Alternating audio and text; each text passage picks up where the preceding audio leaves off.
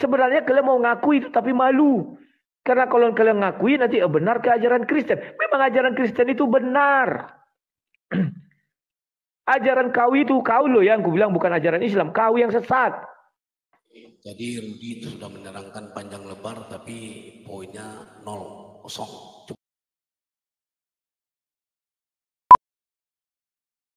Urusan mereka. Halo RR77. Halo bro, gimana bro?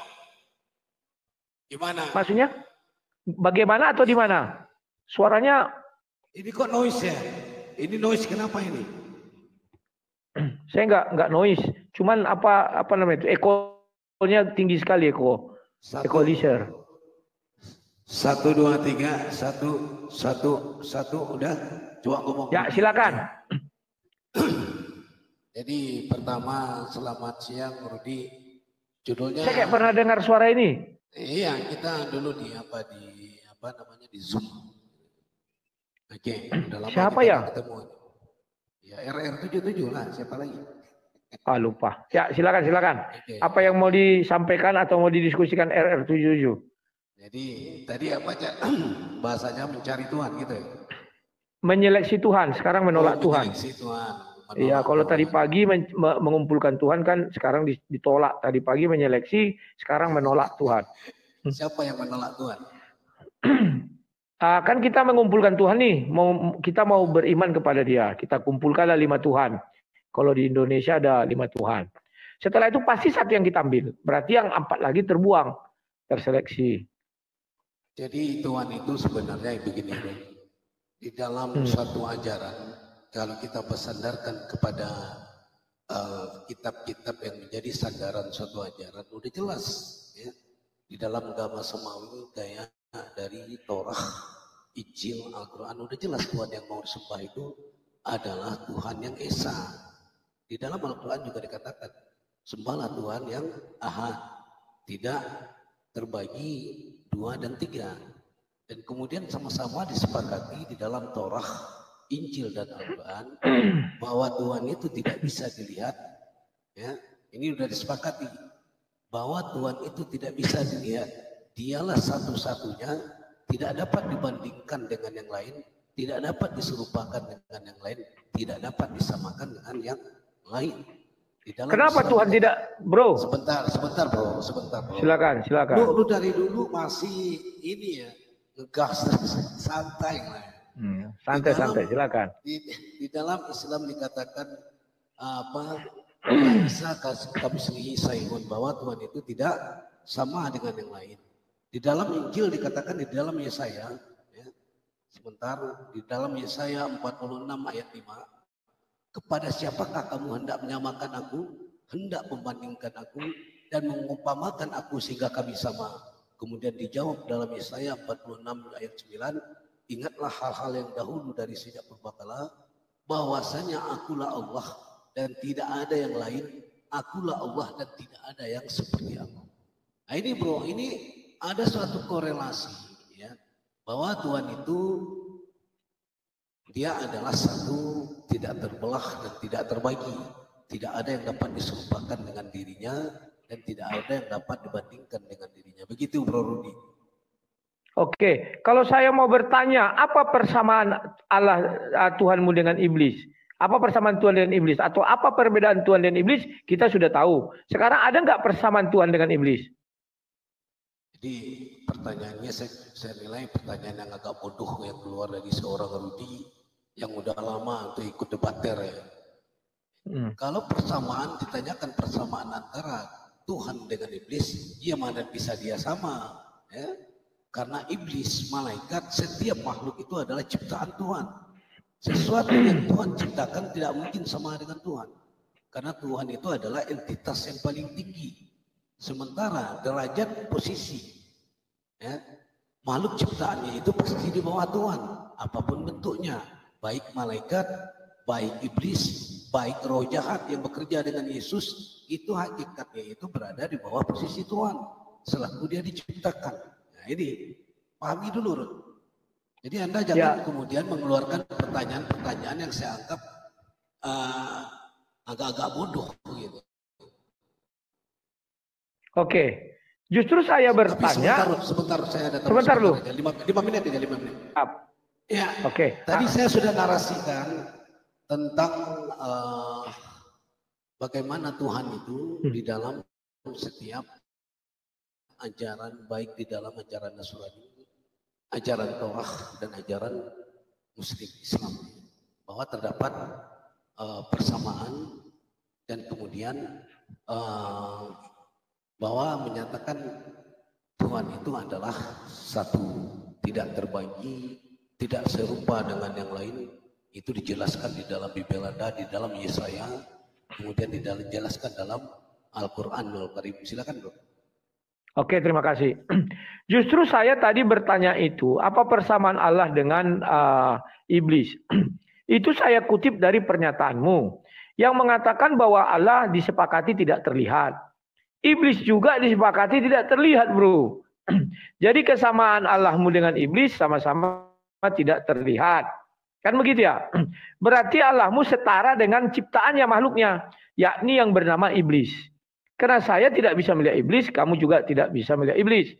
Itu persamaannya. Kalau saya ambil dari pernyataan-pernyataanmu. Nah, kemudian kamu mengatakan silakan nanti apa harus saya balik-balik balik-balik kamera, gak usah ya. Ya. Hadis Bukhari 6227 ya, atau hadis Muslim 2841 yang berbunyi gini, Allah Azza wa Jalla menciptakan Adam dalam bentuknya, tinggi beliau 60 hasta ya.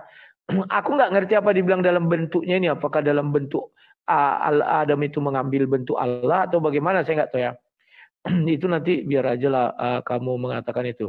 Kemudian kamu menjelaskan lagi bahwa Tuhan yang kamu sembah itu tidak ada yang setara dengannya. Padahal di surah Al-An'am 108 dia mengakui ada yang setara dengannya, yakni sesembahan orang lain. Hanya saja sesembahan orang lain ini jangan kau maki, karena dia akan memaki aku, katanya. Di situ kelihatan kekhawatiran atau ketakutan Allah wa Jalla itu, bahwa kalau dia memaki orang nanti dia dimaki. Allahmu nggak siap untuk dimaki. Sama dengan di sini ada namanya si Karpidol, kalau dimaki dia marah, nggak siap dia untuk dimaki. Kan begitu. Silakan bro, tanggapi. Ya, jadi bro berkata bahwa ada persamaan antara Allah di dalam Islam dengan setan atau iblis, berdasarkan bahwa sama-sama tidak terlihat. Begini ya bro, saya konsumsi otak bro supaya cerdas sekitar 1 menit. Bahwa Allah itu adalah puncak keimanan yang paling tinggi. Dan kemudian dia adalah Sang Maha Pencipta. Maka dia menciptakan makhluk-makhluknya, ada yang terlihat dan ada yang tidak terlihat. Contoh yang terlihat yang bisa dilihat, bisa dirasakan dan bisa diraba adalah manusia, binatang, tumbuh-tumbuhan dan lain-lain. Sedangkan yang tidak terlihat, ada yang disebut dengan roh jahat di dalam Alkitab, ada yang disebut dengan iblis, ada yang disebut dengan setan, ada yang disebut dengan jin, dan juga bentuk diciptakannya angin yang tidak bisa kita lihat tapi kita bisa rasakan. Jadi tolong cerdaskan sedikit otak bro itu supaya bisa membedakan. Ya, jangan bro samakan sesuatu yang tidak terlihat, bro samakan dengan Tuhan. Inilah kesalahan-kesalahan ya, yang diulang berkali-kali oleh orang-orang yang ini menyimpang dari ajaran Tuhan. Karena tidak bisa melihat Tuhan, kemudian dia membuat patung dengan tujuan untuk mendekatkan diri kepada Tuhan. Ternyata apa yang terjadi setelah dia membuat patung, rupanya dia menyembah patung tersebut dengan mengatakan inilah bentuk Tuhan kami. Ya. Jadi di dalam Alkitab pun dijelaskan bahwa di dalam Keluaran 33:20 dijelaskan sana, tidak satu pun manusia yang dapat melihat Tuhan kecuali dia mati. Kemudian di dalam Yohanes juga dikatakan, kamu tidak dapat mendengar suaranya, kamu tidak bisa melihat wajahnya, wujudnya. Nah, ini yang dikatakan di dalam Alkitab, bahwa Tuhan itu tidak bisa dilihat, Tuhan juga tidak bisa didengar. Lalu ujuk-ujuk bro mengatakan bahwa iblis juga tidak bisa dilihat. Saya pertanyakan kembali kepada bro, apakah Tuhan di dalam apa? Alkitab yang tidak terlihat sama dengan iblis atau roh jahat yang juga tidak terlihat? Inilah yang dinamakan logika falasi. Kesalahan berpikir, kesalahan di dalam berasionalitas. yang kemudian mengalami pada tingkat kebodohan yang paling tinggi di dalam suatu diskusi yang dilakukan. Kemudian mengutip suatu hadis. Sorry, hadis berapa tadi? Coba diulang. Bukhari 6227. Bukhari 6227. Jangan sesak nafas, bro, santai. Bukhari. Aku santai. 6227.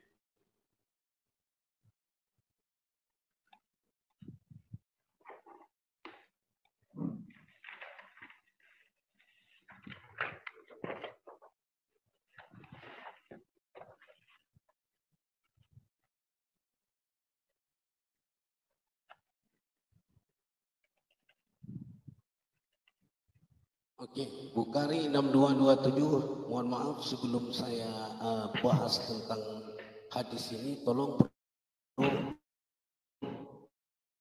ceritakan dulu tentang nasab adalah hadis sahih. Ya, ada 4 hadis di dalam Islam. Pertama adalah hadis sahih, hasan, doif, dan matlub. Maka kami jika membahas suatu hadis, syaratnya adalah nasabnya bersambung ke Rasulullah.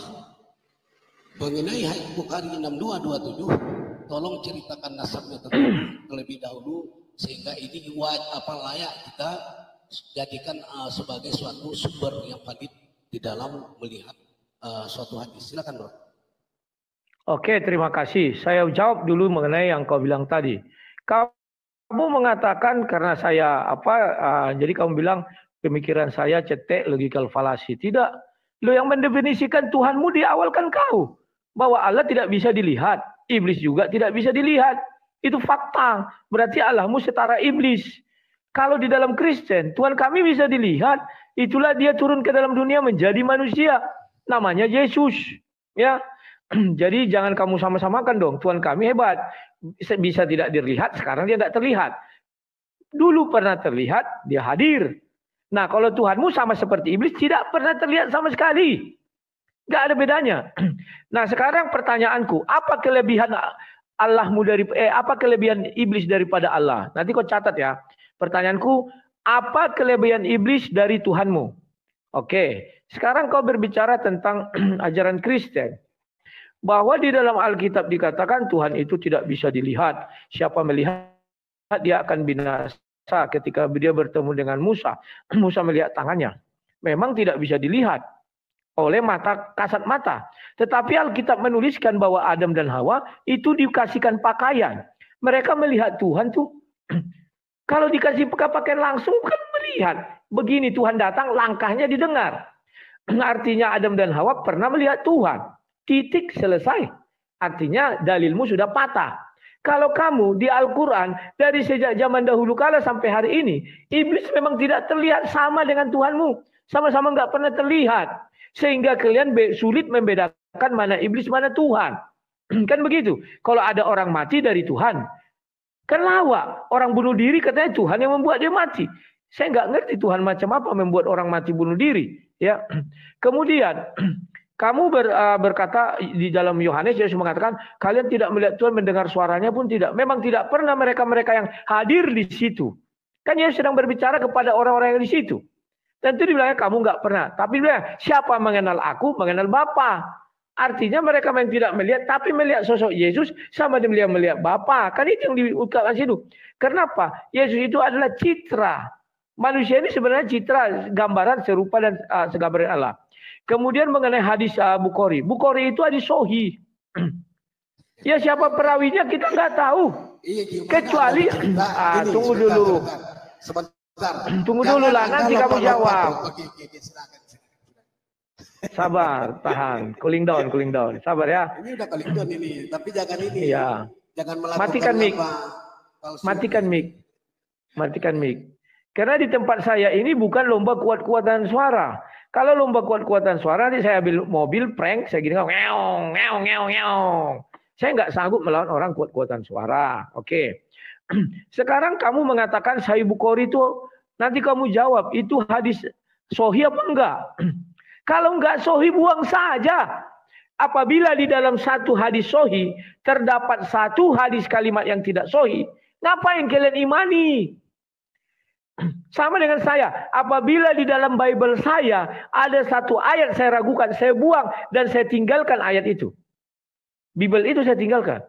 Lah, sekarang hadis Bukhari, kalian akui itu adalah hadis sahih. Karena tidak ada perawinya, kalian bilang itu doif misalnya. Ya ngapain ada di hadis sahih, ada yang doif. Jangan-jangan seluruh isi hadis itu doif.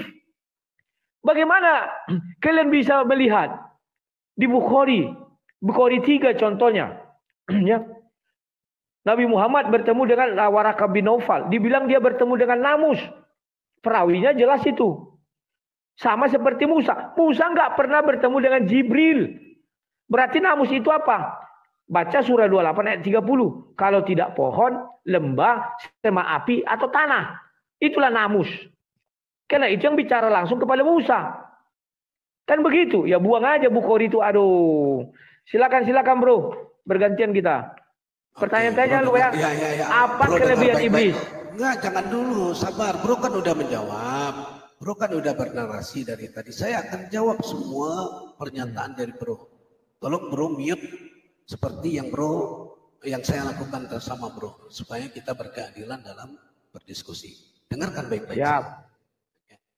Anda tetap bersikeras tadi bahwa ada persamaan tentang Tuhan dengan iblis. Saya sudah berkali-kali menjelaskan bahwa perbedaannya itu sangat nyata antara sang pencipta dengan makhluk yang diciptakan. Kemudian Anda berkata, oh Tuhan kami keren, Tuhan kami bisa dilihat, ya, berbentuk ke dalam manusia.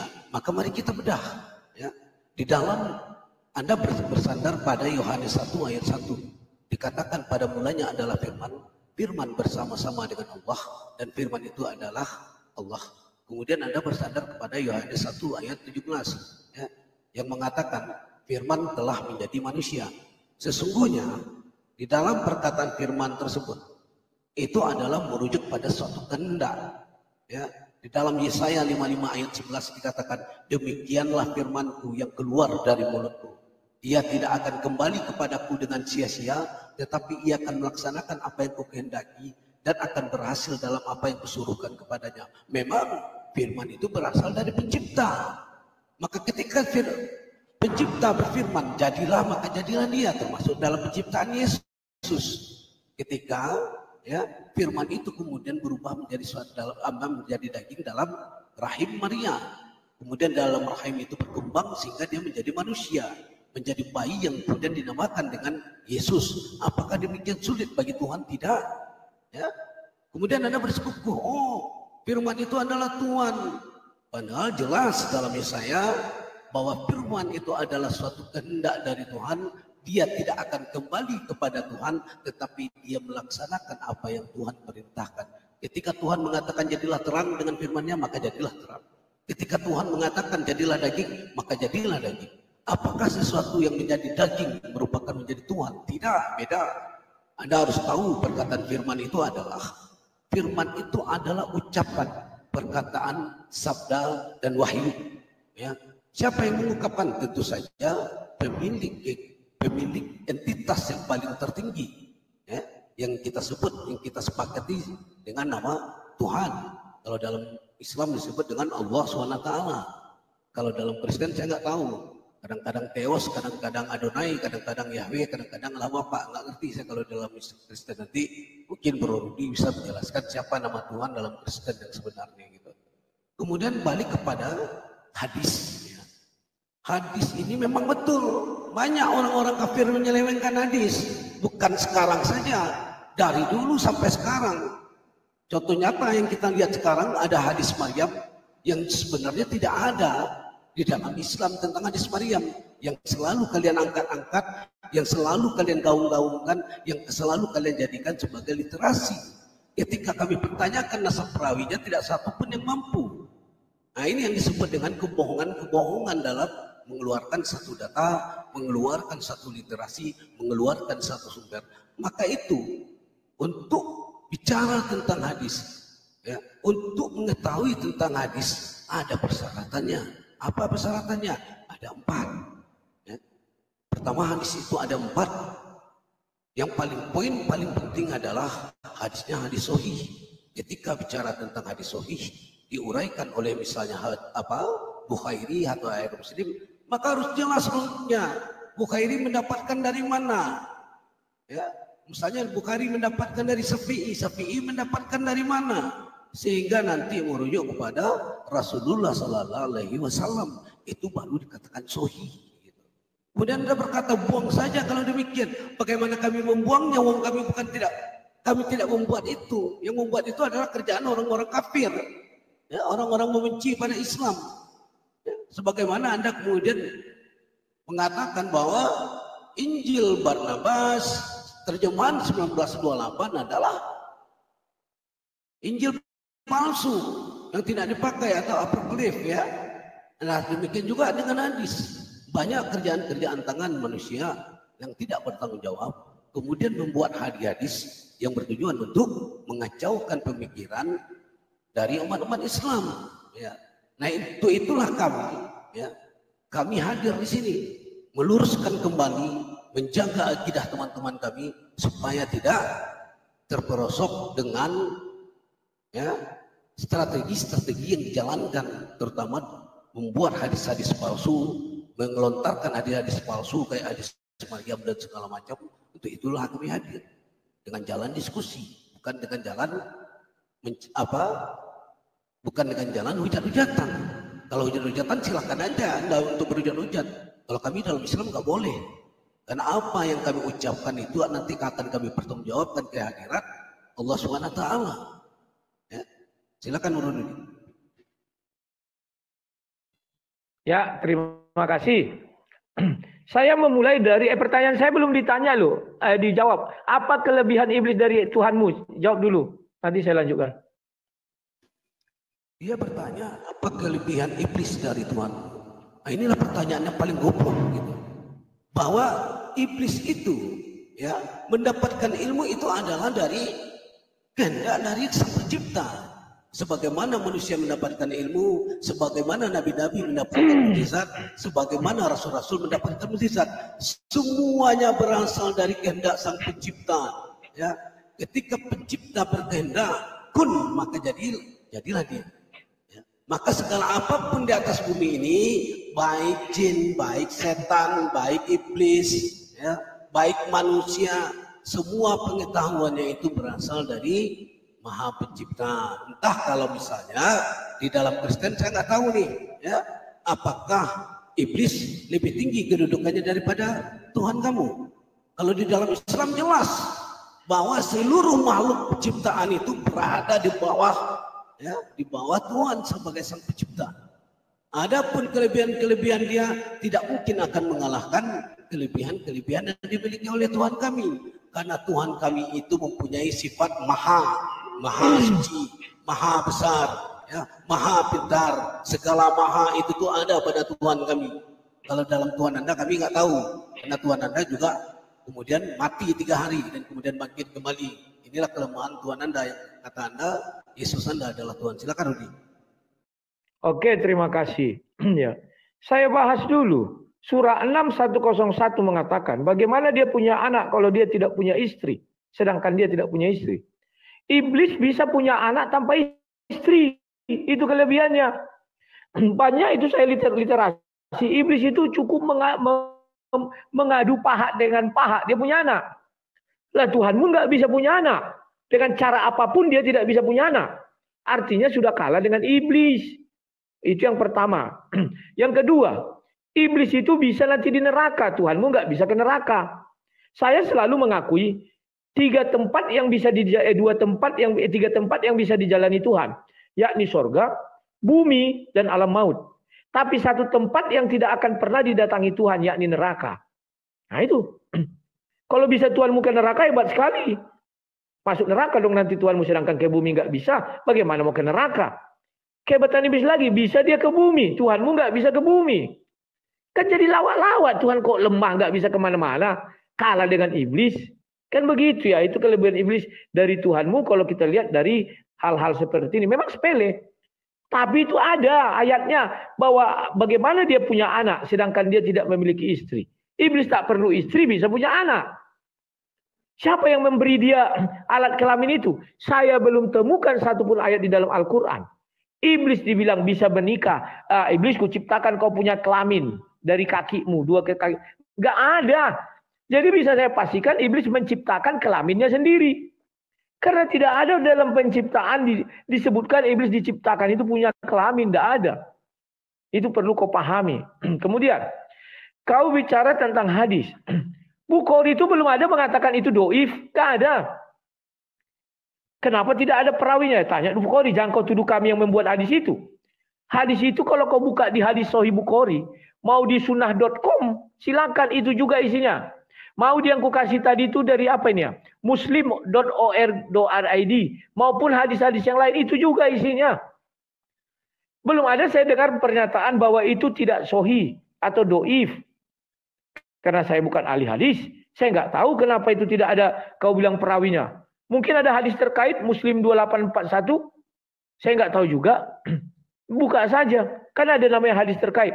Kalau Bukhari sudah doif, Muslim juga sudah doif, kenapa isinya itu semua banyak kalian imani? Jadi sangat lucu di dalam sohian terdapat kedoifan. Kan lawak. Oke, sekarang yang berikutnya kamu mengatakan iblis, oh ini sudah ya. Baca Yesaya 55 ayat 11, memang betul.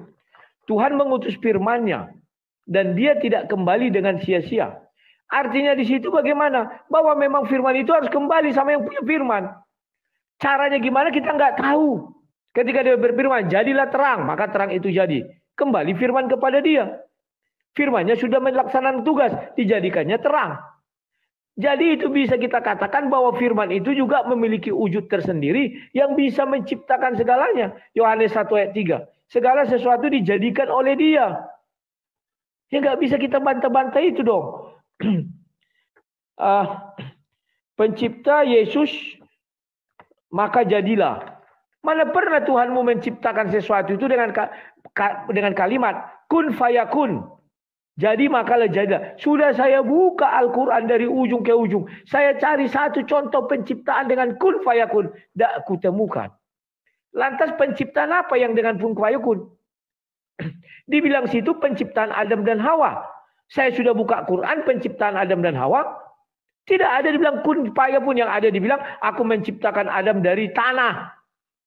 Tidak ada dibilang kun fayakun jadilah Adam. Enggak ada. Penciptaan Isa juga tidak ada Isa diciptakan. Karena kalau kita baca surah 19 ayat 22, tafsir Ibnu Katsir tidak dicipta. Tetapi malaikat Jibril mengeluarkan sesuatu dari bibirnya, turun ke farji, masuk melalui farji itu, dan terjadilah yang namanya Isa. Kapan diciptakannya kun fayakun? Kun fayakun jadilah kau Isa. Enggak ada. Sudah saya cari keliling-keliling enggak ada. Siapa tahu saya terlupa. Tolong tunjukkan satu ciptaan Allahmu dengan kalimat kun fayakun, jadi maka jadilah. Bukan kata kun fayakun yang saya butuhkan, tapi contoh mencipta. Jadilah bulan, kun fayakun, maka bulan jadi. Itu seperti itu. Kemudian firman kau bilang ucapan. Berarti Allahmu makhluk dong. Ucapan kan seperti manusia, seperti saya ini kan mengucap. Ya. Sekarang aku tanya kau, firman Allah itu ciptaan atau makhluk? Ya, jadi pertanyaanku cuma dua. Ciptaan, makhluk, atau itu sama kun fayakun, dua itu aja ya. Baru ini hadis Maryam. Kami tidak pernah menciptakan hadis Maryam loh. Injil Maryam aja kami santai. Orang Kristen santai. Ya dibilang itu kitab bidat, selesai. Kok kalian, saya perasaan tidak pernah menuliskan hadis Maryam. Bahkan mendengar pun baru kali ini saya mendengar ada hadis Maryam. Terus kau bilang itu dikatakan sahih kalau ada perawinya. Kenapa tidak ada perawi Al-Quran? Itu kan juga kan hafiz. Perawi itu kan sama dengan hafiz. Dia menceritakan kembali. Kenapa di Al-Quran tidak disebutkan nama hafiznya siapa? Dari mana dia dengar? Kenapa nggak ada? Karena faktanya di seluruh level hadis keluar dari Aisyah. Contoh turunnya surah 96 ayat 1. Siapa hafiznya? Tentu Aisyah. Karena dari Aisyah lah yang menceritakan kepada Syanu. Itu cara melihatnya. Oke. Sekarang ku bawa dulu kau hadis ya. Ini kawan-kawan semua begini cara melihatnya kawan. Kalian buka hadis. Sama-sama kita buka. Hadis Sahih Bukhari 3. Itu tak akan dibilangnya itu doif. Karena memang itu begitu doif apanya. Namanya permulaan wahyu. Kalian lihat di situ kawan. Ada urutan nama-nama setelah Aisyah. Kalau Al-Quran dituliskan oleh para hafiz, salah satunya haruslah orang itu. Karena hanya orang itu yang diakui ada di dalam hadis. Orang lain tidak diakui. Karena surah 96 ayat 1-5 itu turunnya di hadis Bukhari 3 itu. Paham ya kalian semua? Itulah cara melihatnya. Maka selalu saya katakan sama orang-orang muslim, harus orang itulah yang merawikan. Al-Quran 96 ayat 1-3. Apakah mereka tahu ya itu yang perawi? Enggak tahu kawan. Coba tanya, siapa perawi Al-Quran? Siapa habis Al-Quran? Surah 96 ayat 1. Ini untuk pengetahuan sama kawan-kawan muslim, biar jangan menjawab Allahu alam. Yakni yang merawikan dari Aisyah. Setelah Aisyah siapa? Itulah perawinya. Itulah hafiznya. Karena tidak mungkin keluar firman itu ke orang lain tanpa melalui Aisyah. Kalau mungkin keluar, maka di hadis akan tertulis itu. Bahwa ujungnya itu bukan Aisyah, tapi langsung Muhammad. Muhammad kepada siapa? Siapa kepada siapa langsung. Kalau ini kan Muhammad kepada Aisyah. Surah 90 ayat 1. Oke, terima kasih. Silakan. Oke, tolong di mute. Saya akan jelaskan sebaik-baiknya kepada Anda supaya Anda mengerti apa yang Anda ucapkan itu tidak ada nilai poinnya sama sekali. Oke, dengarkan baik-baik. Anda tadi berkata bahwa firman itu adalah makhluk. Apakah ucapan yang tidak berbentuk kemudian diserupakan dengan makhluk? Ini adalah cacat dalam berlogika. Ya. Karena kalau makhluk itu bercerita pada makhluk, berarti dia adalah materi, ya, materi yang bisa dilihat, materi yang bisa dirasakan, dan materi yang bisa diraba. Dan dia adalah zahir, berwujud. Itu yang disebut dengan makhluk. Tetapi bicara tentang firman yang merupakan suatu perkataan, firman itu dia tidak bisa dilihat, tidak bisa dirasakan, tetapi itu merupakan bentuk perintah oleh Tuhan, ya. Dengan kata-katanya tersebut, sehingga kata-katanya tadi mewujudkan sesuatu. Ketika Tuhan berkata jadilah terang, maka jadilah terang. Apakah kata-kata itu makhluk? Tidak, tetapi merupakan kehendak dari Sang Pencipta. Itu yang pertama, saya konsumsi otaknya Rudi supaya pintar. Yang kedua, dia berkata bahwa iblis, ya, bisa beranak, bisa ke neraka, bisa kemana-mana, yang merupakan kelebihan daripada Tuhan. Padahal, ya, iblis ini adalah penyesat. Maka tentu sebagai penyesat fungsinya ada di dalam neraka. Tugas job yang diberikan yang dipangku oleh dia adalah untuk menyesatkan umat manusia. Kemudian sebagai penyesat, Anda samakan dia dengan Tuhan. Ini dalam cacat berlogika, ya. Di dalam Islam dikatakan dalam surat Al-Ikhlas, Bismillahirrahmanirrahim, Qul huwallahu ahad, Allahus samad, lam yalid wa lam yulad wa lam yakul lahu kufuwan ahad. Ya. Sesungguhnya Allah itu tidak beranak dan tidak pula diberanakkan. Betul. Jika Tuhan itu beranak, jika Tuhan itu diperanakkan, kacau dunia ini. Ya, itulah Rudi. Tolong dibetulin otaknya. Gitu. Jika Tuhan beranak, jika Tuhan diperanakkan, kacau dunia ini. Karena tentu saja Tuhan mempunyai asal usul. Di dalam Islam jelas Tuhan itu tidak beranak dan tidak pula diperanakkan.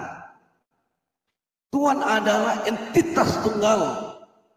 Dia tidak memerlukan yang lain, ya.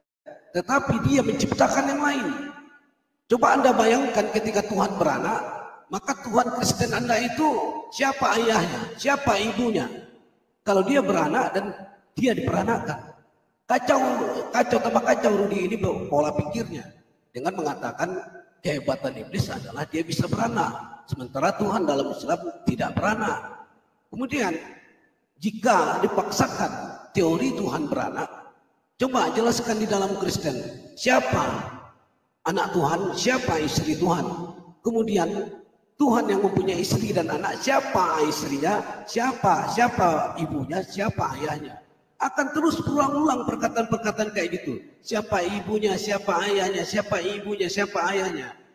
Sehingga kacau. Ya. Nah ini yang kemudian Anda rasakan di dalam ajaran Kristen. Ketika Anda menganggap Tuhan itu adalah Yesus. Padahal dijelaskan dengan terang di dalam Alkitab. Ya, Yesus berkata, sesungguhnya inilah hidup yang kekal, mengenal satu-satunya Tuhan yang benar dan mengenal Yesus Kristus sebagai orang yang diutus. Ini jelas ya, tegas Yesus mengatakan demikian. Kemudian di dalam Bible juga dijelaskan, ya, dijelaskan bahwa Tuhan di dalam Kristen ternyata bekerja sama dengan roh jahat. Di mana terdapat 1 Samuel 16 ayat 14-23. Catat Rudi, 1 Samuel 16-14 ayat 23. Disebutkan Allah bukan sumber roh jahat, tetapi Allah menghendaki dan memakai roh jahat untuk menjalankan rencananya. Bayangkan itu. Allah memakai roh jahat untuk menjalankan rencananya dan penghukumannya bagi yang melawan kehendaknya. Ya. Coba baca dengan baik-baik. Allah menghendaki dan memakai roh jahat untuk menjalankan rencananya, penghukumannya bagi yang melawan kehendaknya. Bayangkan itu. Tuhan di dalam Kristen ternyata memakai roh jahat untuk menghukum para manusia. Bayangkan. Ini ambivalen, kontradiksi. Sementara di satu sisi Tuhan mengutus para rasul, di satu sisi Tuhan memakai roh jahat untuk menghukum manusia yang melawan kehendaknya. Buat apa kalian mengutus para nabi? Buat apa kalian mengutus para rasul? Ternyata Tuhan kalian memakai roh jahat. Nah ini ya.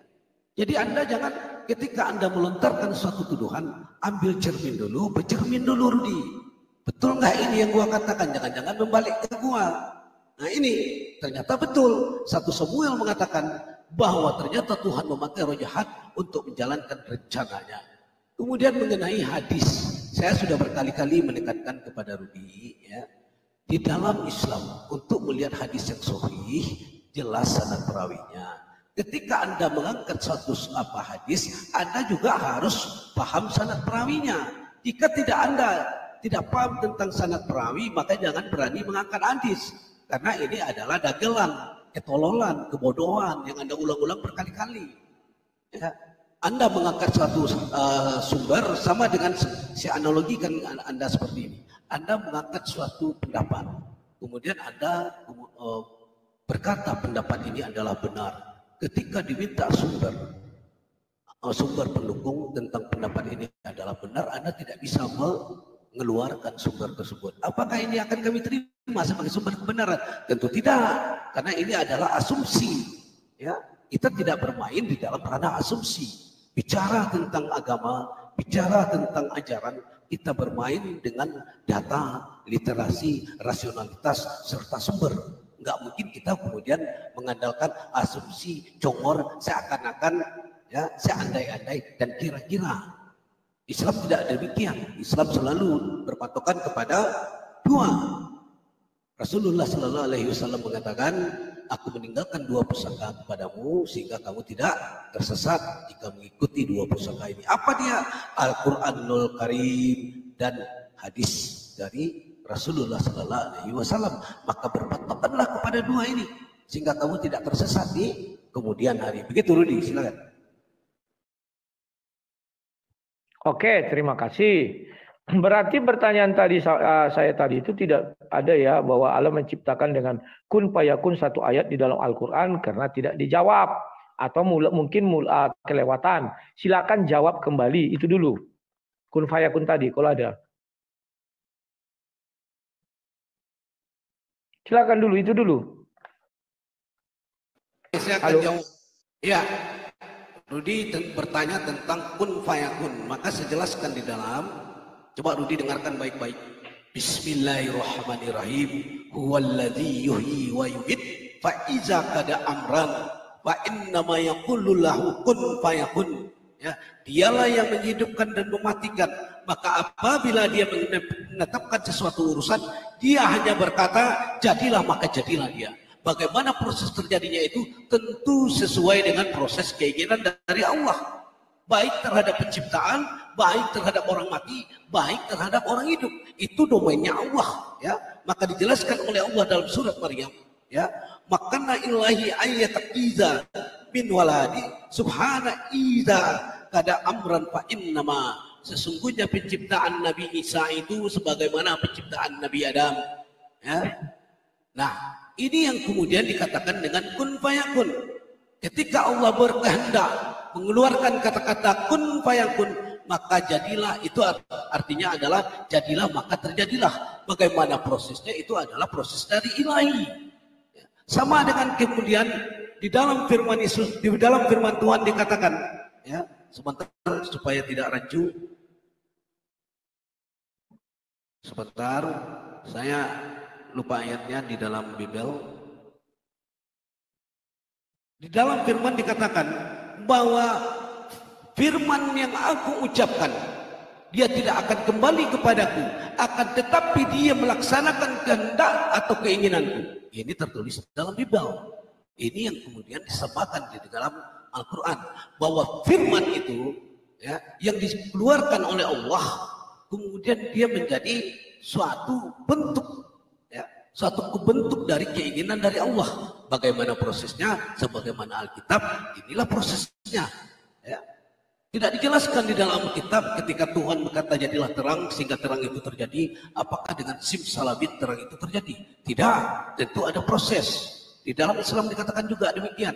Ketika Tuhan berfirman kun fayakun, jadilah, maka terjadilah. Tentu ada proses. Prosesnya ini tidak bisa dinalar oleh manusia. Manusia hanya bisa meraba-raba, mengira-ngira. Ya. Tertulis juga di dalam Alkitab demikian. Ketika Allah melakukan penciptaan terhadap kejadian, ya, maka Allah ciptakan terang, Allah ciptakan gelap. Ya. Apakah dengan berfirman? Tentu saja dengan berfirman. Karena firman itu mau melaksanakan kehendak Tuhan. Tetapi bagaimana prosesnya? Prosesnya ini yang tidak bisa dinalar oleh otak manusia yang masih kerdil. Begitu loh Rudi. Tolong dikonsumsi otaknya dengan benar. Oke, terima kasih. Sekarang giliran saya. Terima kasih, kamu semakin membuka bahwa iblis lebih hebat dari Allah SWT. Ya. Kenapa demikian? Kamu mengatakan bahwa Allah itu harus punya istri baru punya anak. Kan sudah gue bilang, iblis tak punya istri, punya anak. Sebentar Rudi, sebentar. Anda jangan bluffing ya. Di sini saya tidak pernah mengatakan Allah itu punya istri. Jadi jangan bluffing karena ditonton oleh 451 orang. Tolong jangan ada lakukan pembohongan dalam bernafas. Didiamkan aja. Matikan aja mikmu. Ya. Saya tidak pernah mengatakan apa yang tidak kau katakan. Tadi kan kau katakan. Saya mengatakan Allah tidak punya istri. Bukan ada aku bilang punya istri. Kau yang nggak dengar, saking kau gemetar. Kau mengakui tadi kalau Allah punya anak, siapa bapaknya, siapa istrinya, siapa ibunya. Kan itu kau bilang. Kau yang mengatakan bukan aku. Maka aku mengatakan iblis punya anak tanpa istri. Paham nggak kau? Ada nggak orang menanya, siapa bapaknya? Ya iblis. Siapa ibunya? Nggak ada. Tapi dia punya anak. Jangankan itu Maryam. Kalau iblis masih diadu kakinya punya anak. Kalau Maryam, siapa bapaknya nggak diketahui, tapi dia bisa punya anak. Kenapa kau bilang kalau Tuhan punya anak akan ditanya siapa ibunya, siapa bapaknya? Pernyataan dari mana itu? Bukan aku yang bilang, kau. Pahami dulu. Terus kau bilang, kalau ya Allah punya anak, maka apalah dunia ini? Bagi siapa bilang? Anak itu bukan berarti anak biologis. Pahami dulu. Kalau Tuhan pun punya anak, siapa yang bisa menghalangi? Kan suka-suka dia. Semua orang mengakui suka-suka Tuhan. Mau dia punya anak, mau dia tidak punya anak, suka-suka dia. Ketika Tuhan punya anak, apakah dia sama dengan makhluk? Tidak. Kenapa tidak sama dengan makhluk? Contoh manusia. Dia harus memiliki pasangan baru punya anak. Maryam pun karena ada yang meniupkan ke farjinya, maka dia punya anak. Kalau nggak ada tiupan dari Jibril, apakah Maryam punya anak? Tidak. Tafsir Bukhari. Ibnu Katsir. Lah, dia bisa punya anak dari mana saja. Nggak harus melalui hubungan badan. Tidak harus melalui ini dan itu. Kan jadi lawak-lawak kita membatasi kekuasaan Tuhan. Dia tidak bisa punya anak, tidak punya ini. Kan dia tidak punya anak karena tidak punya istri. Kan menyamakan dengan makhluknya itu. Makhluknya harus punya istri baru punya anak. Ternyata iblis tak ada istri bisa punya anak. Dan dia tidak terlihat. Apa bedanya? Kemudian kau bilang firman bukan makhluk. Terima kasih. Tapi kau bilang kehendak sang pencipta. Pertanyaan saya. Kehendak sang pencipta ini makhluk apa bukan? Ingat ya, kehendak sang pencipta apakah makhluk? Nah, ini pertanyaan saya. Setelah kau bilang firman bukan makhluk, tapi kehendak Allah. Sekarang aku kejar kau. Kehendak Allah ini makhluk apa bukan? Karena di dalam ajaran Islam hanya ada dua, makhluk dan pencipta. Kalau kau katakan firman bukan makhluk, berarti dia pencipta. Pencipta adalah Tuhan. Kenapa kau tolak firman itu adalah Tuhan? Sebenarnya kalian mau ngakui itu tapi malu.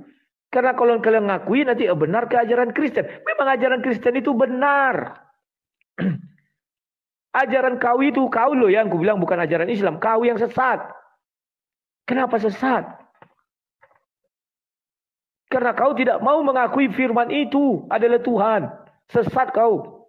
Tetapi di satu sisi kau akui diam-diam. Ketika dikait-kaitkan dengan Yesus, oh enggak. Itu namanya sesat. Firman Tuhan bukanlah makhluk. Karena dia adalah Tuhan itu sendiri.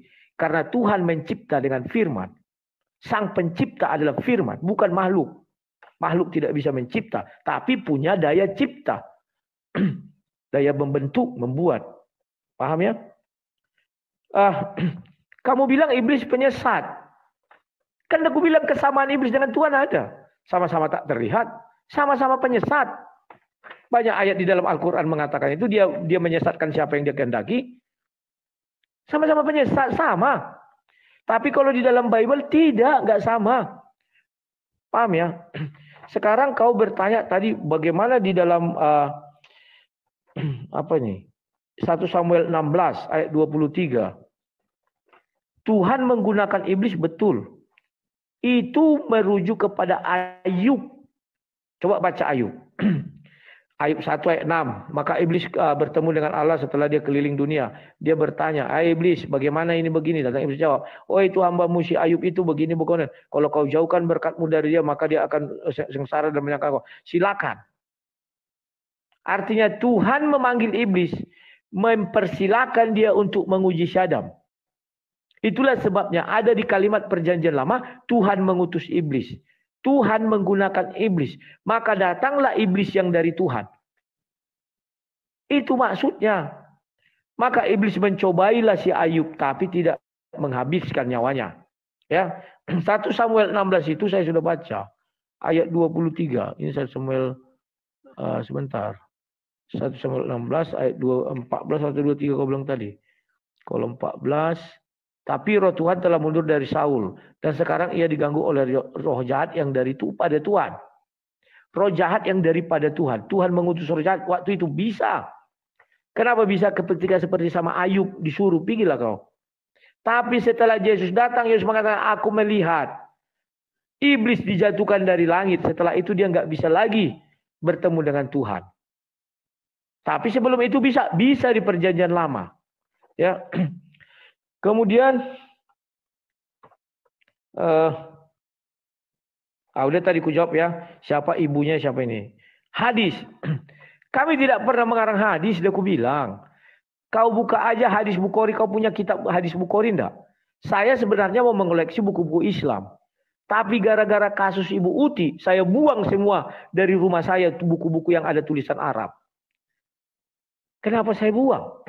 Takutnya saya buka, tiba-tiba air ludah saya muncrat. Dibilang, wow dia sudah menghina Al-Quran, dia mau ludahi Al-Quran. Padahal bukan Al-Quran yang kuapa. Karena ada tulisan Arab, dibilang Al-Quran.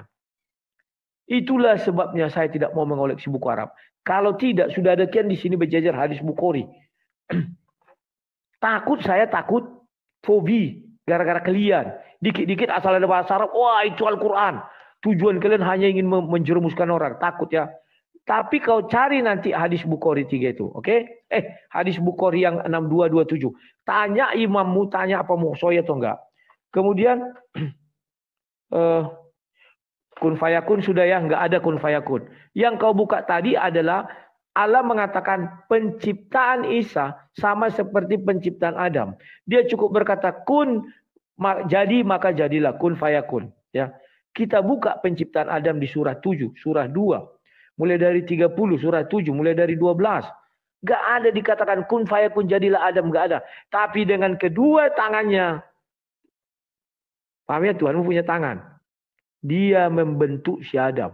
Dibentuk. Tidak ada yang bilang kun fayakun jadilah kau Adam. Tidak ada. Jadi penciptaan Isa bukan dengan kun fayakun.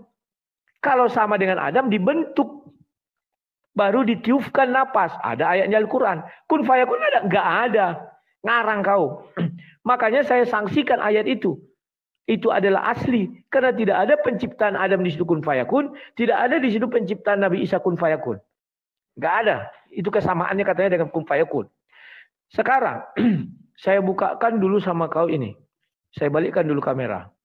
Biar kalian paham bagaimana sih pembuktian Al-Quran itu hubungannya dengan hadis. Bentar ya. Ups.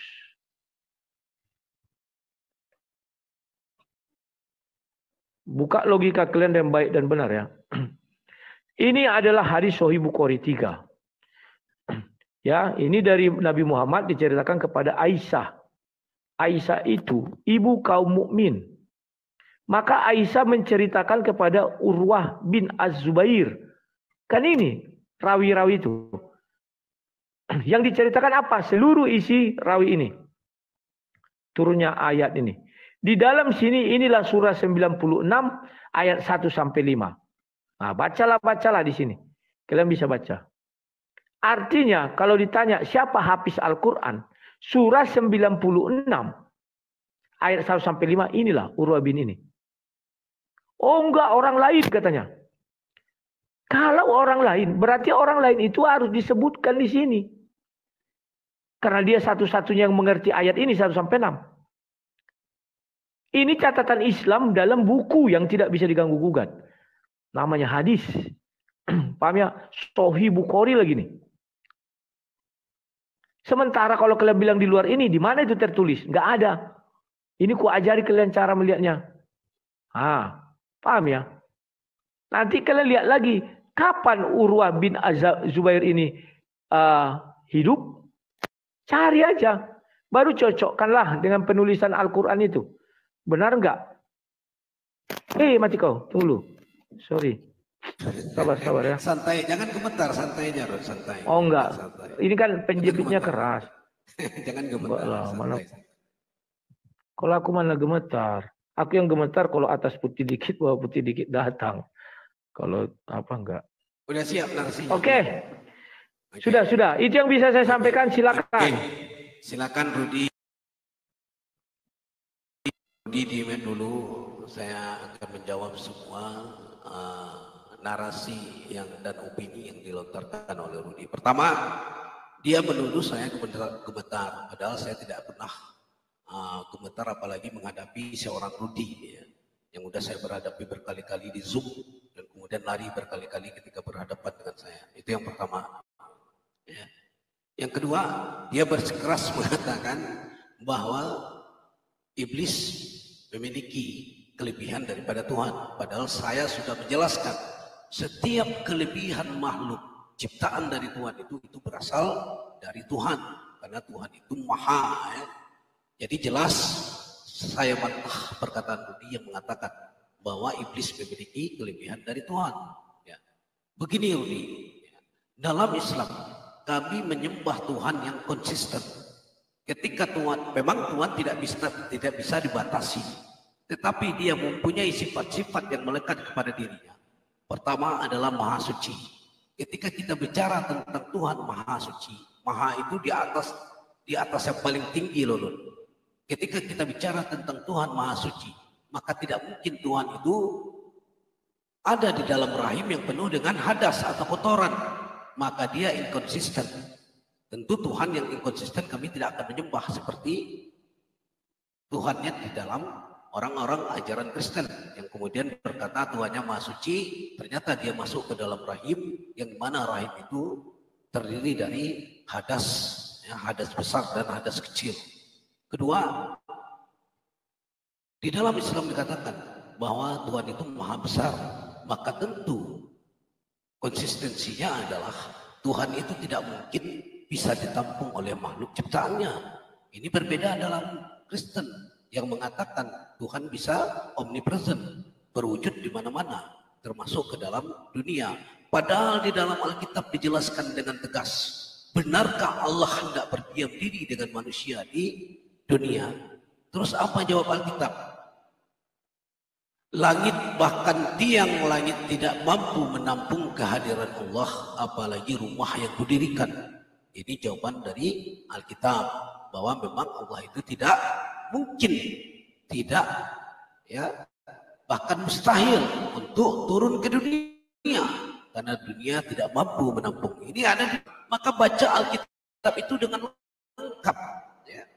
Tuhan itu tidak mungkin mampu hidup di dalam dunia, karena dunia ini terlampau kecil untuk menampung kehadiran Tuhan. Di dalam dijelaskan dalam Alkitab demikian. Kemudian, jika dipaksakan Yesus adalah Tuhan, Yesus sendiri mengaku ke dalam Yohanes 12:49. Sebab aku berkata-kata bukan dari diriku sendiri. Ya. Yohanes 12:49, Yesus berkata, sebab aku berkata-kata bukan dari diriku sendiri. Kalau dia Tuhan, tentu dia punya kehendak sendiri. Karena Tuhan itu adalah entitas yang paling tinggi. Dia maha berkehendak, dia maha berkuasa. Tetapi apa yang terjadi dalam Yohanes 12:49, Yesus berkata, sebab aku berkata-kata bukan dari diriku sendiri, tetapi Bapa yang mengutus aku. Ya, Bapa yang mengutus dia. Dialah yang memerintahkan. Bayangkan, Yesus diperintahkan oleh Bapa. Aku mengatakan apa yang harus aku katakan dan aku sampaikan. Dia diperintahkan oleh Bapa untuk menyampaikan firman tadi, maka dia menyampaikan firman tadi terhadap orang-orang dari Bani Israel. Kenapa untuk orang Bani Israel? Dijelaskan dalam Injil Matius, aku diutus hanya, ini ya, aku diutus hanya untuk kalangan Bani Israel dari domba-domba yang tersesat. Jadi kemudian kalian mengatakan kalian ikut Yesus, sementara Yesus hanya diutus untuk kalangan Bani Israel. Nah, ini kemudian menjadi suatu cacat logika. Kemudian dalam Lukas 4 ayat 8 dijelaskan, tetapi Yesus berkata kepadanya, ada tertulis, engkau harus menyembah Tuhan Allahmu dan hanya kepada Dia sajalah engkau berbakti.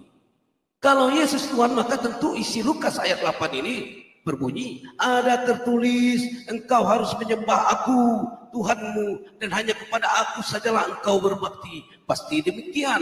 Tetapi apa yang terjadi? Lukas 4 ayat 8 bukan bicara tentang demikian. Bahkan Yesus yang katanya Tuhan berkata, engkau harus menyembah Tuhan Allahmu, hanya kepada Dia sajalah engkau berbakti. Siapa itu Tuhan Allahmu?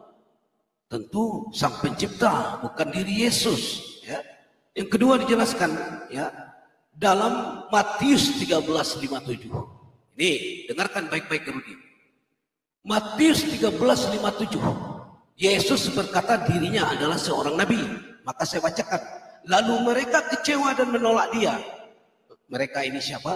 Orang Bani Israel. Dia ini siapa? Dia ini adalah Yesus. Lalu mereka kecewa dan menolak Dia. Maka Yesus berkata kepada mereka, seorang nabi dihormati di mana-mana, kecuali di tempat asalnya sendiri dan di rumahnya. Yesus mengaku dirinya adalah seorang nabi, bukan Tuhan. Dalam Matius 13:57. Kemudian Matius 21 ayat 11. Dan orang banyak itu menyahut, orang banyak itu siapa? Bani Israel.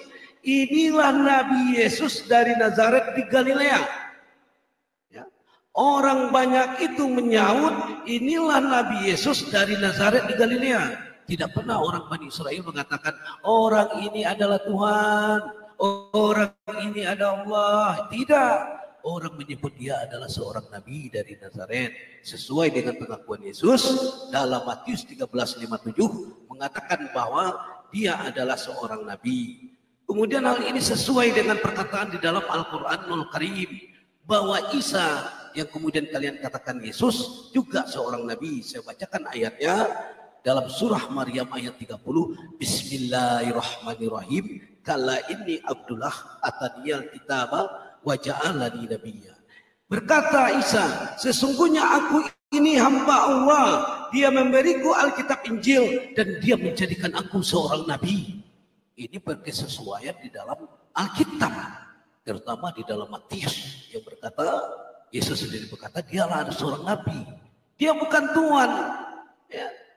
Maka Anda kalau mengatakan dia Tuhan, Anda perlu pelajari lagi translate ya yang dilakukan oleh LAI. Di dalam KJV dikatakan Lord itu adalah Tuhan, bukan Tuhan. Tetapi apa yang terjadi di dalam terjemahan LAI, kata-kata Lord yang merupakan adalah kata Tuhan berubah menjadi Tuhan. Nah ini, maka Rudi harus cerdas sedikit, ya, sehingga otak Rudi bisa dikonsumsi dengan baik, memperlihatkan ada kesalah terjemahan dalam LAI. Gitu. Tidak ada dalam teks original Alkitab perkataan Allah, karena perkataan Allah itu mengambil dari bahasa Arab. Ya, bahasa Ibrani tidak ada perkataan Allah. Bahasa Ibrani yang kemudian diterjemahkan oleh Septuaginta ke dalam bahasa Yunani menggunakan kata Adonai, Theos, Kurios, ya, sebagai nama Tuhan kamu. Ya, maka seharusnya jika dia adalah nama, maka tentu nama itu tidak akan berubah. Tetapi apa yang terjadi ketika ditranslate ke dalam terjemahan bahasa Indonesia, kata-kata Adonai, kata-kata Theos berubah menjadi kata-kata Allah, ya, kata-kata Tuhan. Ya. Seharusnya nama itu tidak mungkin akan berubah. Kalau kami dalam Islam, siapa nama Tuhan kami? Allah, Allah Subhanahu wa Ta'ala. Maka orang siapapun yang menyebutnya tetap sama. Baik orang Ethiopia, baik orang Asia, baik orang Eropa, tetap menyebut nama Tuhan kami itu adalah Allah SWT. Berbeda dengan kalian. Ya. Kadang roh Bapa, kadang roh Kudus, kadang burung merpati, ya. Kadang Theos, kadang Adonai, kadang Yahweh. Mana yang sebenarnya Tuhan kamu yang sebenar? Nah ini, ya. Maka perlu dicamkan. Inilah akibatnya kita, ya. Kemudian menyalahi rasionalitas dalam berpikir ketika kita menganggap orang yang mengaku dirinya utusan dan nabi kemudian kita jadikan sebagai Tuhan. Begitu loh, silakan.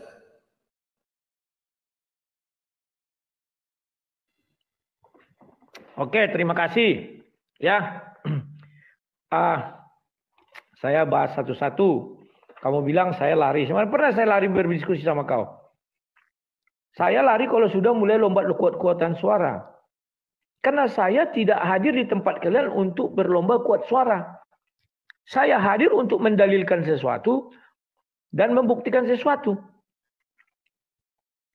Kalau sudah lomba kuat-kuatan suara, ngapain saya di situ? Karena saya bukan burung. Kalau saya burung, iya. Tapi kalian burung, ya silakan. Saya nggak tahu.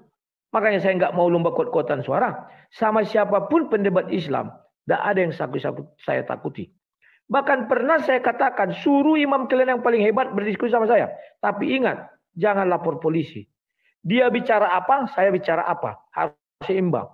Dia menghujat, saya menghujat. Ada yang berani sama saya? Nggak ada berani. Paham ya? Bahkan pernah saya katakan sama seseorang, bukan kau takaranku debat, Tuhan kau. Itu tidak pernah saya cabut sampai hari ini. Tapi sama seseorang. Seseorang itu siapa ya? Nggak tahu lah ya. Kau bilang sesuatu yang dimiliki iblis berasal dari Tuhan. Artinya Tuhan merelakan dirinya lebih rendah dari iblis. Dia memberi kekuatan kepada iblis agar iblis melebihi dia. Kenapa kau sembah Tuhan? Sembahlah iblis yang tidak perlu punya istri untuk punya anak.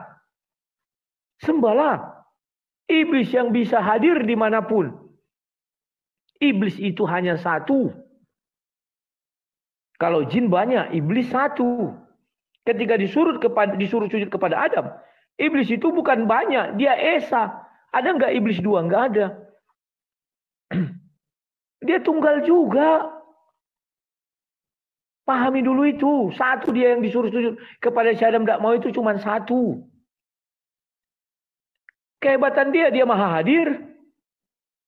Lah Tuhanmu nggak maha hadir, gimana sih? Kau bilang di Tuhanmu nggak ada di dalam dunia ini, di dalam hati manusia pun tidak ada. Karena ruang dan waktu meledak nanti hati manusia, kau bilang. Lantas pengetahuan yang baik dalam diri kau dari mana? Dari iblis dong, karena iblis saja yang ada di dunia. Tuhanmu nggak ada di dunia. Kan lucu kalau kau bilang Tuhan tidak bisa menyayangi iblis di dunia ini. Berarti kau berdoa kepada siapa? Semua perbuatan baik itu dari Tuhan. Dia ada di hati manusia. Sementara kau bilang ruang dan waktu. Tidak bisa dia ada di dalam hati, di dalam diri manusia. Dalam bentuk apapun. Berarti di dalam diri kau ada iblis. Tuhan tidak ada. Kan jadi lucu. Kemudian kau mengatakan rahim itu kotor. Ada najis. Baru tahu aku. Makanya kau menentang Al-Quran yang mengatakan anak-anak lahir itu fitrah, suci. Berarti anak-anak yang lahir dalam Islam najis terlalah. Baru tahu aku. Tempat yang tersuci kedua setelah surga adalah rahim. Karena di dalam rahimlah dibentuk manusia. Karena pembentukan manusia diakui oleh Tuhan itu langsung. Artinya tidak bisa Tuhan mencipta di tempat yang najis, tralala trilili. Pahami dulu ajaran agamamu baru kau bicara sama aku. Logika kau mampet. Kau bilang di dalam rahim itu najis, ada hadas, ada ini. Baru tahu aku ada di dalam rahim hadas. Kalau nggak mati ibunya itu kena bakteri, kena apa. Langsung busuk itu semua badannya. Baru ini kau bilang. Kau belum menjawab tadi firman itu. Sudah kau bilang bukan makhluk. Tetapi dia bisa ada di dunia. Sekarang tolong kau jawab, Al-Quran yang kau pegang itu makhluk atau bukan? Al-Quran yang kau pegang itu, mulai dari sampul isinya, nomornya, tulisannya, itu makhluk atau pencipta? Kan di dalam Islam hanya ada dua, makhluk dan pencipta. Gak ada yang lain. Ingat ya, PR kau tulis-tulis dong, kayak aku tulis. Yesus katanya untuk Bani Israel, memang iya. Israel artinya apa? Kau baca di Kejadian 32 ayat 28. Lalu kata orang itu, namamu tidak akan disebut lagi Yakub tetapi Israel. Sebab engkau telah bergumul melawan Allah dan manusia dan engkau menang. Jadi Yesus datang kepada orang yang bergumul terhadap Allah dan bergumul terhadap manusia. Dan dia menang, artinya ikut Tuhan. Ya kami ini kan orang-orang bergumul. Seluruh orang bertuhan itu adalah orang-orang yang bergumul. Seluruh orang yang bertuhan kepada Yesus adalah orang-orang yang bergumul kepada Tuhan dan kepada manusia.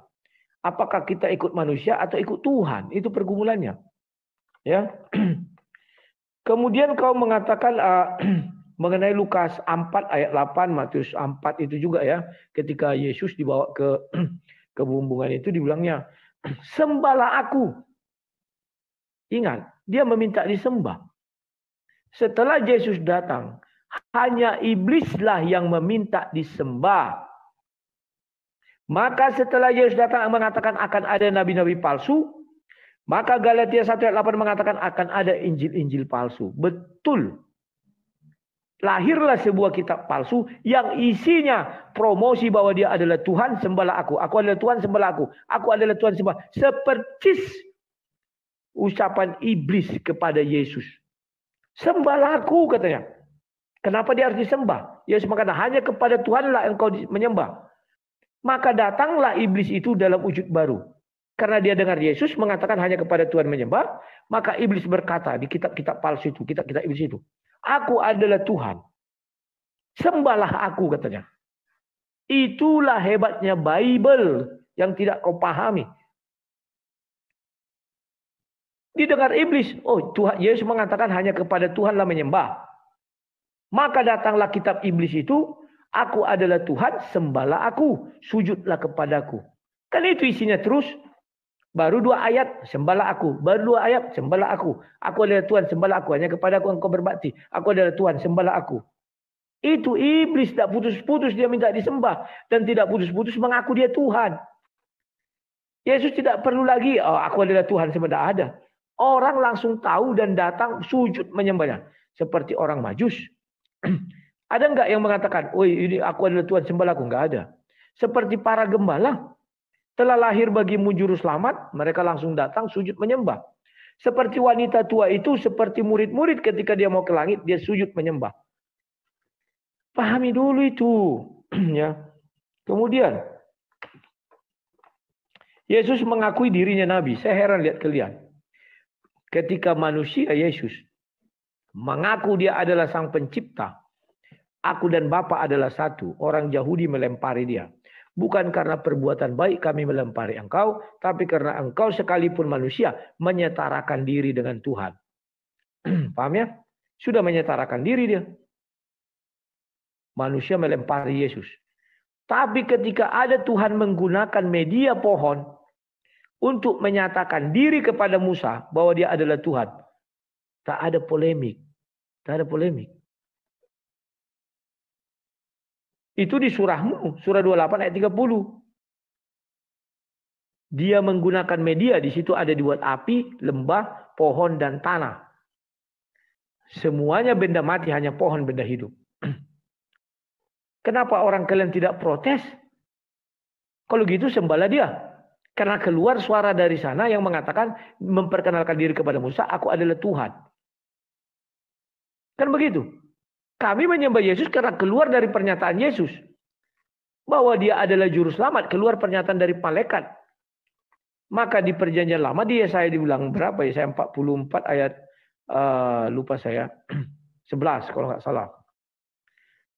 Akulah Tuhan. Tidak ada juru selamat selain aku. Maka di Lukas 2 ayat berapa? Itu juga 11 kalau nggak salah. Lahir bagimu juru selamat. Ya. Jadi sama. Terus kau mengatakan Allah itu nama Tuhan. Dan kau mengatakan Arab. Untung kau bilang Arab, bukan Islam. Kan lucu kalian menuhankan Tuhan orang Arab, bukan Tuhan orang Islam. Malu enggak? Malu. Loh kalian kok menuhankan Tuhan kami? Kau bilang, wah sejak kapan Allah itu Tuhan kalian? Itu Tuhan orang Arab, bukan Tuhan orang Islam. Bahkan KBBI mengatakan itu sebutan nama, panggilan nama dalam orang Arab, Tuhannya orang Arab. Bukan Islam. Islam tidak punya Tuhan pada awalnya. Itu Tuhan orang Arab. Jadi jangan kalian mengaku bertuhan. Tidak punya Tuhan kalian. Kan barusan kau bilang. Tuhan orang Arab. Bukan Tuhan orang Islam. Karena kafir Quraisy dan lebih dahulu. Tapi lihat fakta arkeologis. Dan historis. Ada namanya.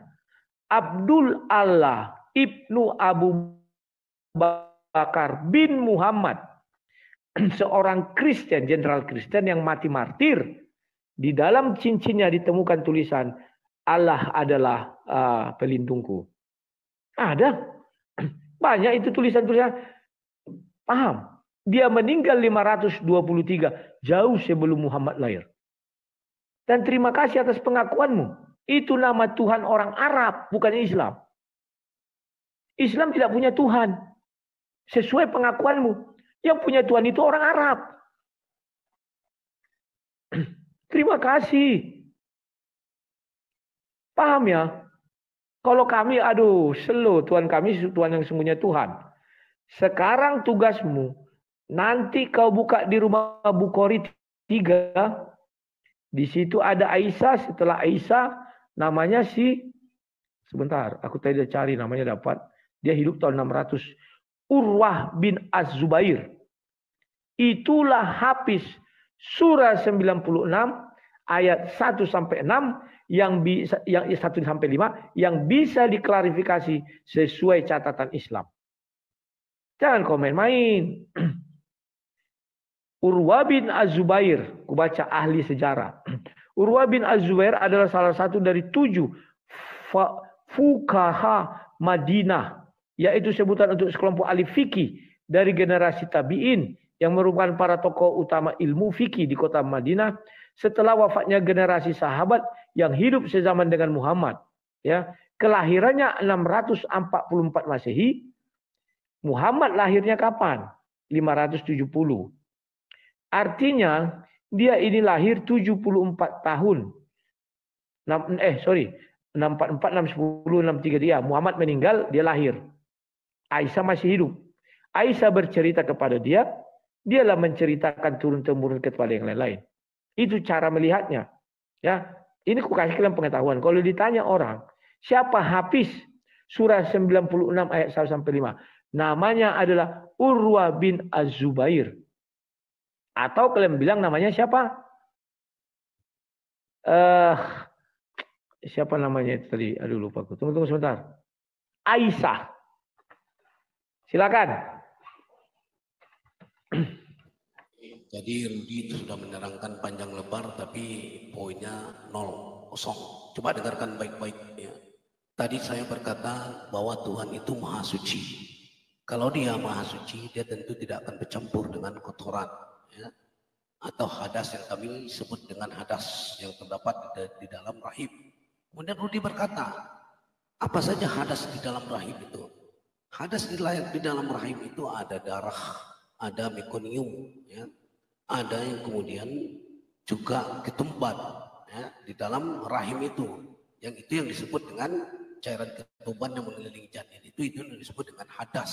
Tidak mungkin sesuatu entitas yang paling suci kemudian masuk ke dalam sesuatu tempat ya, yang kemudian disebut dengan yang apa? Yang memiliki hadas atau kotoran. Ini bentuk inkonsistensi. Tetapi Islam tidak demikian. Islam tetap konsisten. Ya. Bahwa Allahnya itu konsisten. Tidak seperti Kristen yang kemudian dia mengaku maha suci. Tetapi meletakkan Tuhannya pun di dalam rahim yang penuh dengan mekonium. Yang penuh dengan kotoran. Yang penuh dengan cairan-cairan ketuban yang mengelilingi janin. Ini bantahan yang pertama. Yang kedua, saya tulis tadi, Mawarudi mengatakan, ya, kenapa Tuhan kami itu harus menyebutkan namanya? Kenapa Tuhan kami harus minta disembah? Gitu. Begini Rudi, suatu entitas ya, yang menyebut dirinya Tuhan, maka dia harus memperkenalkan pertama sosok dia. Ya. Maka itulah hamba-hambanya, makhluk ciptaannya tahu dia adalah Tuhan. Bagaimana kami menyembah suatu entitas yang berkata dirinya Tuhan, tetapi kami tidak tahu namanya. Akibatnya apa? Yang adalah mereka-reka. Kemudian anak manusia dijadikan Tuhan. Nah, ini yang terjadi. Tetapi dalam Islam tidak demikian. Ya. Allah mengatakan dirinya tegas di dalam surat At-Taha ayat 14. Bismillahirrahmanirrahim. Innani anallahu la ilaha illa ana fa'budni wa aqimis salata li zikri. Ya. Sesungguhnya aku ini adalah Allah, bentuk pengenalan terhadap dirinya kepada ciptaannya. Tidak ada Tuhan yang hak selain aku. Artinya dia tidak terbagi atas dua, dia tidak terbagi atas tiga. Tidak ada yang berhak disembah selain dia. Ini pernyataan yang tegas. Yang ketiga dikatakan, maka sembahlah aku. Ya. Bagaimana cara menyembahnya? Dilanjutkan dalam ayat tersebut. Wa aqimis salati li zikri. Dan dirikanlah sholat untuk mengingat aku. Ini cara penyembahannya, ya, Rudi. Maka dijelaskan oleh Tuhan. Pertama, entitas dirinya. Kedua, dia sebagai makhluk yang paling tinggi. Dia sebagai entitas yang paling tinggi. Tidak ada yang menyerupainya. Hanya dia yang berhak disembah. Kemudian, ketiga, pengajaran. Bagaimana cara menyembah dia. Keempat, cara melakukan. Dirikanlah sholat untuk menyembah dia. Di dalam Kristen nggak jelas Tuhannya siapa? Siapa yang disebut Tuhan yang untuk disembah? Kadang ada Allah Bapa, ada Allah Anak, ada Roh Kudus. Yang mana yang mau kalian sembah? Tidak ada pernyataan di dalam Bible secara absolut yang mengatakan aku ini adalah Tuhan, sembahlah aku. Nggak ada. Di mana-mana kamu ubek-ubek itu Bible tuh nggak akan ketemu itu. Ya? Aku ini adalah Allah, maka sembahlah aku. Dirikanlah sholat untuk menyembahku. Nggak akan ketemu itu. di dalam Bible. Yang ada kalian mereka-reka. Cukup dengan imani saja maka kami akan masuk surga. Karena dosa sudah ditebus. Di dalam Galatia 13 ayat 3. Nah ini. Kemudian dijelaskan oleh Rudi lagi tentang dia membantah tentang Nabi. Ya, padahal saya sudah berkali-kali tekankan di dalam Matius 13:57 Yesus berkata dirinya adalah Nabi. Yohanes 12:49 dia berkata adalah diutusan. Ya. Lukas 4 ayat 8 dia menyuruh orang untuk menyembah Allah bukan dirinya. Ya. Nah ini Rudi tolong dibuka cakrawala berpikir sehingga menerima. Ya. Dijelaskan dalam Alkitab. Ya. Jika engkau percaya kepadaku, maka engkau akan melakukan semua yang apa aku kerjakan. Ini adalah kata-kata dari Yesus sendiri. Nah ini yang kemudian kalian ingkari sebagai orang Kristen. Kenapa demikian? Yesus berkata pada umur 8 hari aku disunat. Yesus berkata dilarang memakan babi. Yesus berkata dilarang membuat patung. Ya. Tetapi apa yang terjadi? Semuanya kalian ingkari. Kalian berkata kami mengikuti Rasul Paulus yang mengatakan tidak perlu lagi sunat potong kuluk, tetapi cukup dengan sunat hati. Ya. Ini yang kemudian kalian mengatakan pengikut Yesus, sementara perintah dari Yesus tidak kalian ikuti sebagai seorang utusan. Yesus berkata dirinya Nabi, Yesus berkata dirinya utusan, tidak pernah Yesus berkatakan dirinya Allah. Aku dan Bapa adalah satu, itu bentuk satu ajaran. Bahwa ajaran itu didapatkan dari Allah, kemudian Yesus menyampaikan kepada umatnya. Ini yang dikatakan bentuk suatu firman yang disampaikan kepada Yesus, dan kemudian Yesus menyampaikan kepada golongan umat. Maka disebut dengan aku dan Bapa adalah satu. Ya. Bukan kemudian dikatakan aku dan Bapa adalah satu, kami sama-sama Tuhan.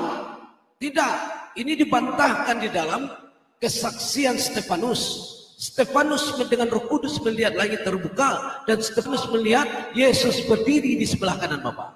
Kalau dia adalah satu entitas, maka tidak akan mungkin terlihat ada dua entitas. Karena dia adalah satu kesatuan. Tetapi apa yang terjadi? Stefanus melihat langit terbelah dan melihat Yesus berdiri di sebelah kanan Allah. Jadi ada dua entitas yang dia lihat. Pertama adalah Allah, yang kedua adalah Yesus. Ya. Yang berdiri di sebelah kanan Allah. Jadi begini Rod, kita ya boleh saja kita bersikeras ya, dengan apa opini-opini serta dogma-dogma dan doktrin, tetapi kita juga tidak boleh melalaikan ya, rasionalitas berpikir, apalagi melalaikan sebagian ayat-ayat atau firman-firman yang terdapat dalam Bible yang secara terang-terangan mengatakan bahwa aku diutus hanya untuk kalangan dari Bani Israel, tegas itu. Kemudian Anda berkata, ada Yahudi rohani, kami pengikut Yesus. Padahal Yesus berkata, janganlah kamu menyimpang ke jalan bangsa lain, melainkan pergilah kamu kepada kalangan Bani Israel, 12 suku dari Bani Israel. Ya. Kemudian Yesus juga berkata, Roh Kudus mengatakan janganlah kamu mengajarkan Injil ke Asia. Itu ada di dalam kitab Anda semua. Apakah Anda ini ingin membantah bahwa semuanya ditujukan hanya untuk kalangan Bani Israel, bukan kalangan non Bani Israel? Kemudian yang ketiga, Anda tadi berkata tentang nabi palsu. Dijelaskan di dalam Alkitab Anda, Yesus berkata, hati-hatilah terhadap orang Farisi dan lagi Saduki. Kemudian dilanjutkan, akan muncul nabi-nabi palsu yang menyamar sebagai kawanan domba, padahal dia adalah serigala yang jahat. Kalau Anda identikan itu kepada Nabi Muhammad, itu cacat logika. Ya? Karena Nabi Muhammad pertama bukan dari kalangan Bani Israel, apalagi dari Farisi dan Saduki. Itu yang pertama. Yang kedua, ya, Nabi Muhammad atau Jazirah Arab itu tidak identik dengan domba. Tetapi yang dibuatkan oleh Yesus, hati-hatilah terhadap orang-orang yang menyamar sebagai kawanan domba. Nabi-nabi menyamar sebagai kawanan domba. Berarti ada di lingkungan dia, di lingkungan Yahudi. Kemudian ketika kita pertajam lagi, Yesus berkata di dalam Bible, hai orang ahli Farisi, hai orang-orang ahli Taurat, janganlah kamu menjelajahi, mengarungi lautan, janganlah kamu menjelajahi daratan untuk mentobatkan satu orang. Siapa itu orang-orang ahli Farisi dan para ahli Taurat yang menyeberangi lautan dan menjelajahi daratan? Itu Paulus, nggak ada lagi selain itu. Maka dia sampai di Antioquia, yang kemudian disebut dengan perkumpulan kafir pertama yang disebut dengan jemaat Kristen. Nah, kenapa disebut perkumpulan kafir pertama? Karena orang-orang ini ternyata menghilangkan salah satu hukum Taurat, yaitu sunat. Padahal sunat itu adalah perjanjian Allah dengan anak manusia. Potong kulub, bukan sunat hati. Potong kulub sebagai bentuk perjanjian antara Allah dengan anak manusia. Dan ini hukumnya adalah kekal. Ini bukan tradisi, tetapi perintah oleh Allah di dalam Alkitab Anda. Maka dilanjutkan di dalam Alkitab Anda, maka binasakanlah dia di dalam kota-kota bagi orang yang tidak bersunat. Ini suatu perintah, bukan suatu tradisi. Kemudian Anda berkata, yang keempat, betul, sebelum Nabi Muhammad, di dalam kalangan Jazirah Arab itu sudah mengenal kata Allah. Karena orang-orang Arab itu mengikuti milah Ibrahim, bukan mengikuti milahnya Yesus, bukan mengikuti milahnya Musa. Karena ajaran Nabi Musa, ajaran Yesus itu hanya untuk kalangan Bani Israel. Hanya untuk kalangan Bani Israel, tertutup untuk lingkungan itu. Tidak boleh disebarkan keluar. Sebagaimana pernyataan Yesus, aku diutus hanya untuk kalangan Bani Israel. Maka orang-orang terdahulu yang mengikuti milah Ibrahim akhirnya tersesat. Mereka membuat patung dan patung yang menamakan Lata dan Uzza, ditempatkan di dalam Ka'bah dengan tujuan pertama mengatakan, kami bukan menyembah patung, kami ini membuat patung untuk mendekatkan diri kepada Allah. Tetapi apa yang terjadi? Ternyata mereka kemudian menyembah patung. Mereka cium-cium patung itu, mereka mulia-muliakan patung itu. Maka di zaman jahiliyah tersebut, akibat menyimpangnya tauhid, akibat terjadinya kebodohan-kebodohan, Allah SWT kemudian mengutus Nabi Muhammad sebagai penutup para nabi, penutup penghulu segala rasul. Maka disebut dengan Islam itu adalah rahmatan lil alamin, untuk seluruh alam semesta, bukan untuk satu golongan saja seperti Musa dan Yesus yang hanya ditujukan untuk satu golongan. Siapa? Yaitu Bani Israel. Tidak demikian dengan Nabi Muhammad. Nabi Muhammad jelas untuk seluruh umat manusia. Maka ajaran Nabi Muhammad itu sampai sekarang bisa Anda rasakan, termasuk di Indonesia, termasuk di Ethiopia, termasuk di Uni Eropa, termasuk di Amerika. Semua ada. Islam hadir dengan jalan damai, bukan dengan jalan menjajah, mengambil sumber daya, kemudian menyebarkan agama tersebut. Tidak begitu Islam. Islam tidak mengenal konsep digaji, gold, glory, and gospel. Islam masuk dengan jalan perdagangan, akulturasi, perkawinan campur. Maka Islam masuk dengan baik-baik. Karena memang dia rahmat. Tidak seperti yang lain. Yang membawa pasukan, kemudian merampok semua sumber daya alam, yang kemudian melakukan penjajahan-penjajahan sambil menyebarkan agama yang tersebut dengan dijaji, gold, glory, and gospel. Ini yang kemudian disebut kalian mengaku sebagai ajaran cinta kasih. Oke, yang kelima tadi Rudi berkata tentang kembali kepada hadis. Rudi, saya sudah berkali-kali menekankan kepada Anda. Di dalam kita mengambil suatu hadis harus jelas nasab perawi. Ketika Bukhairi atau HR Muslim atau Abu Dawud mencopas menulis sesuatu, maka tentu dia mendapatkan dari orang lain. Orang lain ini kita cari dari siapa dia mendapatkan sehingga sampai kepada Rasulullah Sallallahu Alaihi Wasallam. Jika itu sampai ke Rasulullah Sallallahu Alaihi Wasallam, keterangan itu, maka disebut dengan hadis sahih. Kemudian Anda berkata, ini kan ada di dalam Google yang Anda baca. Sementara Anda tidak mempelajari. Kemudian Anda berkata, kami tidak pernah mendapatkan hadis Maryam. Berarti Anda kurang jauh mainnya di Kemal. Banyak di Kemal-Kemal ini orang-orang Kristen mengangkat hadis Maryam. Ya. Anda boleh tanyakan kepada teman-teman Anda boleh menanyakan kepada Kemal-Kemal Muslim, ada nggak hadis Maryam? Yang sering dilontarkan oleh teman-teman debater Kristen, gitu. Jika Anda mengaku tidak pernah mendapatkan itu, ya, maka kita harus jujur dalam bernarasi, jujur dalam berdiskusi, karena kita tidak mencari pembenaran, tetapi kita mencari kebenaran. Ya. Hasilnya nanti walau alam disebut di dalam Al-Quran, lakum dinukum waliyadin. Ya. Bagimu agamamu, bagiku agamaku. Saya tidak mungkin bisa merubah pandangan Rudi terhadap agamanya, dan Rudi pun tidak akan mungkin bisa merubah pandangan saya terhadap Islam. Maka apa yang bisa dilakukan demikian? Yang bisa dilakukan demikian adalah diskusi yang sehat. Ya. Mari kita komparasi perbandingan data antara satu dengan yang lain. Karena dalam Al-Quran juga disebutkan, la ikraha fid din, kami tidak memaksa Anda untuk memeluk agama Islam. Jikapun itu ada hidayah, itu tergantung. Anda punya kehendak bebas di sana. Apakah Anda akan mengambil hidayah itu? Apakah Anda tidak mengambil hidayah itu? Itu Allah memberikan kehendak bebas kepada kalian. Sebagaimana Allah memberikan kehendak bebas kepada iblis, apakah dia mau tunduk kepada Adam? Apakah dia tidak mau tunduk kepada Adam? Allah memberikan kehendak bebas itu. Ya. Nah ini, Rudi harus pertajam lagi logika berpikirnya, supaya nanti tidak menjerumus kepada assassin karakter.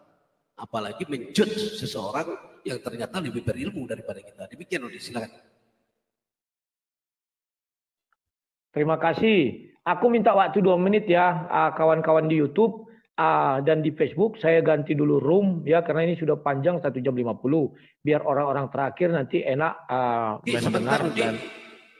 Boleh kita nanti lanjutkan, kebetulan Jakarta saya harus prepare untuk sholat asar, boleh?